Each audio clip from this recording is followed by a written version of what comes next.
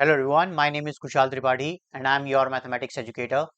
इस वीडियो में हम लोग कवर करेंगे 10th क्लास एनसीईआरटी से exercise 8.1 question number 1। So this is the question. In triangle ABC, right angle at B, AB is equal to 24 centimeter, BC is equal to 7 centimeter, determines number 1 sin A cos A, number 2 sine C cos C। Alright, so क्या मतलब है इस question का? इस question में हमें ये कहा गया है कि एक राइट एंगल ट्राइंगल है ABC, जो कि राइट एंगल है किस पे? B पे। और उसकी साइड्स गिवन है like AB is equal to 24 centimetre and BC is equal to कितना? 7 सेंटीमीटर। अगर ऐसा है तो बताइए उसमें साइन A और कॉस A की क्या वैल्यू होगी। नंबर 2 साइन C और कॉस C की क्या वैल्यू होगी, ये फाइंड आउट करके दीजिए।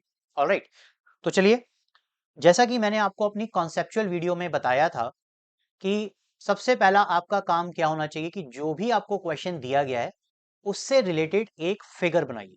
राइट, तो इससे रिलेटेड अगर मैं फिगर की बात करूं तो ये फिगर मैंने आप लोगों के लिए यहां पर बना दी है। कैसी है ये? That is angle, right angle triangle ABC। Okay, जिसमें राइट एंगल है B पर और AB साइड आपको गिवन है विच इज 24 सेंटीमीटर और BC साइड आपको गिवन है विच इज 7 सेंटीमीटर। नंबर 1। अब अगर मुझे साइन A और कॉस A फाइंड करना है तो मुझे क्या चाहिए? मेरा ये जो एंगल है A, वो कहां पर होना चाहिए? बेस पर होना चाहिए।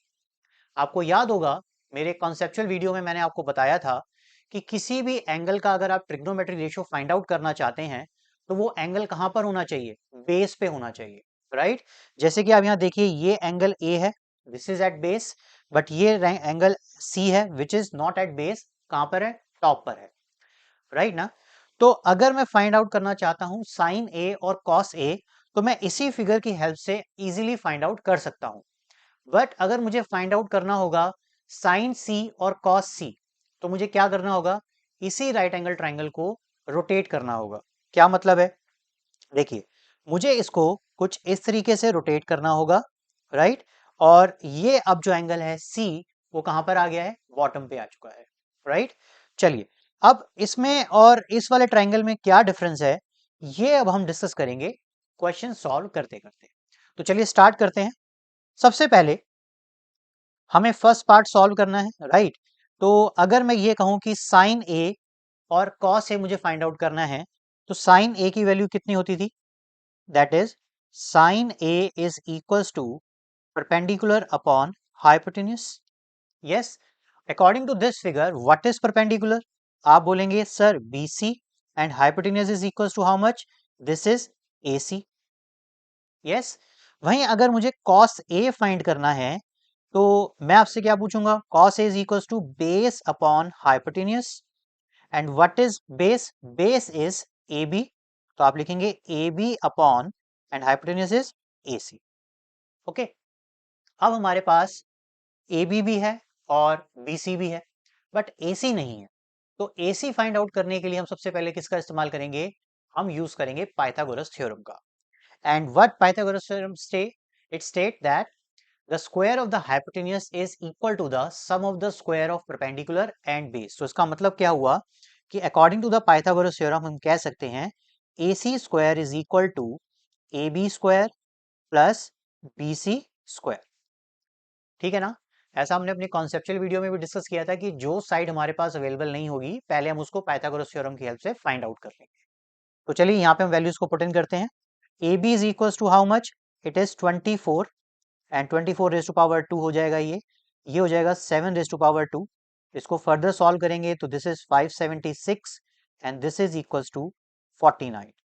फर्दर सॉल्व करने पे दिस विल बी 625। और अब स्टूडेंट्स को लगता है कि यही वैल्यू है हमारी AC की, जो कि उनको गलत लगता है। क्यों? क्योंकि ये वैल्यू आई है AC स्क्वायर की। तो AC की वैल्यू निकालने के लिए हम क्या करेंगे? Square root on the both side. So AC is equal to how much? AC is equal to 25 centimetre. Alright, तो चलिए अपनी इस फिगर पे वापस चलते हैं और हम यहाँ पर अब लिख सकते हैं क्या कि AC इज इक्वल टू, यानी this side is equal to 25 centimetre. Clear? तो अब बस कुछ बचा नहीं है, साइन ए के लिए आप यहाँ पर वैल्यूज पुट इन कर दीजिए। तो आप कह सकते हैं sine A is equal to B C means 7, A C is 25, तो this is 7 upon 25 and in this case what is that, cos A, cos A के लिए आप क्या लिख सकते हैं, that is A B is 24 upon 25, clear. So this is the first part of the question. तो अब चलते हैं अपने सेकंड पार्ट पे, और सेकंड पार्ट में हमें क्या फाइंड करना है, साइन सी और कॉस सी। अब उससे पहले मैं इस वाली फिगर को फिर से यहां पर ले आता हूं, ठीक है। तो लेट्स से कि आओ भाई फिगर इधर आ जाओ,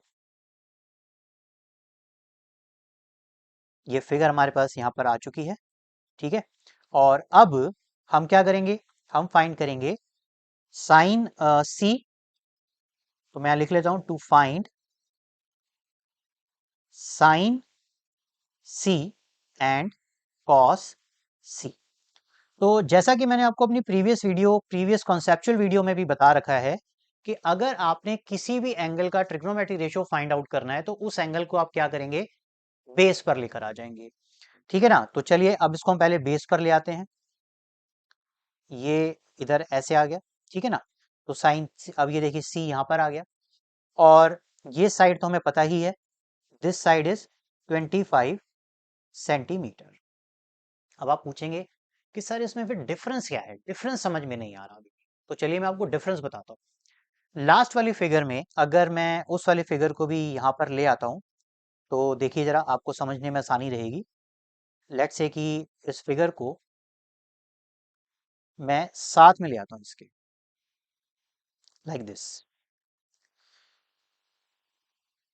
ठीक है। यहां पर अगर आप ध्यान से देखें, according to this figure P is equal to means perpendicular is 24 centimetre, और यहां पर परपेंडिकुलर कितना है, 7 सेंटीमीटर है। यहां पर बेस कितना है, 7 सेंटीमीटर है, और यहां बेस कितना है, 24 सेंटीमीटर है।